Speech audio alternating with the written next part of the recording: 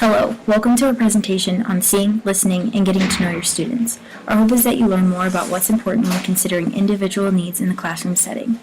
We'll start off with Ellie's part, where she talks about what it means to see the child. Next, Charlie will provide facts about listening to what the child has to say. We'll end with Bryn discussing how to avoid a single story of a child.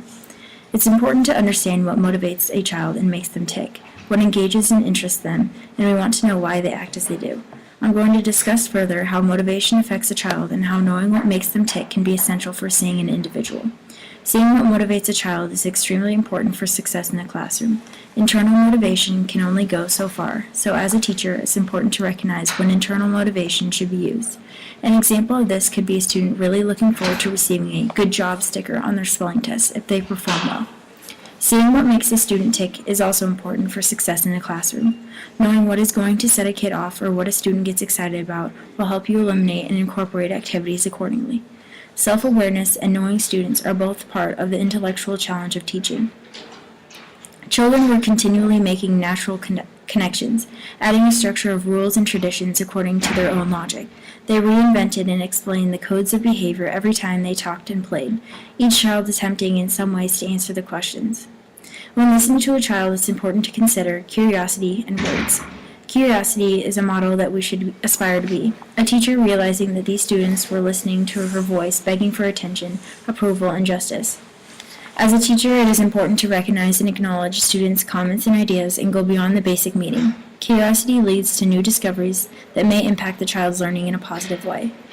Words. Instead of focusing on what you have to say, it is important to listen and take time to recognize what your students have to say. An important quote I found from the text was, "No matter what the age of a student, someone must be there to listen, respond, and add a dab of glue to the important word that bursts forth." Words of children can influence and add to the lesson that you teach. A teacher who listens very carefully has the opportunity to apply glue to connections between play and outside events.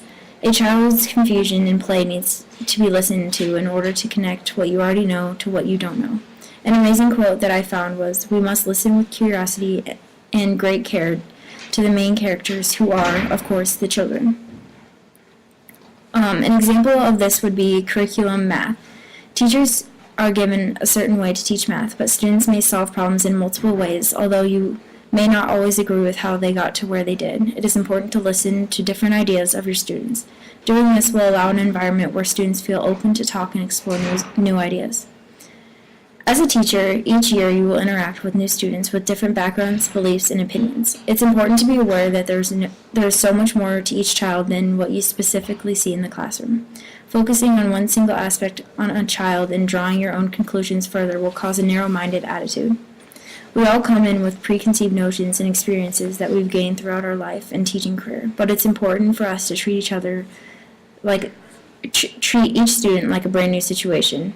This relates back to both articles about really seeing and listening to a child because you have to take the time to get to know and understand where the student is coming from.